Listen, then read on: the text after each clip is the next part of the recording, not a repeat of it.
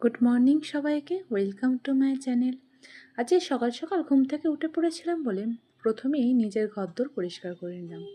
ঘরটা সুন্দরভাবে পরিষ্কার করেই চলে গেলাম ছাদে। আমাদের ছাদে ঠাকুর ঘর, সেই কারণে ছাদে ঠাকুর ঘরটা পরিষ্কার করে দিতে গিয়েছিলাম। এই যে এটা দেখছো, এটা হচ্ছে আমাদের ছাদের বাগান। এখানে অনেক ফুল ফোটে। হঠাৎ করে আওয়াজ শুনে ঘরে এসে দেখি একটা পাখি ঢুকে পড়েছে। এটা কি পাখি জানো? এটা হচ্ছে বুলবুলি পাখি। পাখিটা ঘর থেকে বেরোতেই পারছিল না, সেই কারণেই জানলাটা খুলে দিলাম যাতে ওর মতো বেরিয়ে যেতে পারে। এরপরেই স্নান টান করে চলে এলাম ঠাকুরকে সেবা দেবো বলে। এই যে দেখছো, গোপাল ঠাকুর, এই গোপাল ঠাকুরটাকে আমার মা দিয়েছিল যখন আমরা সবাই মিলে পুরীতে গিয়েছিলাম তখন।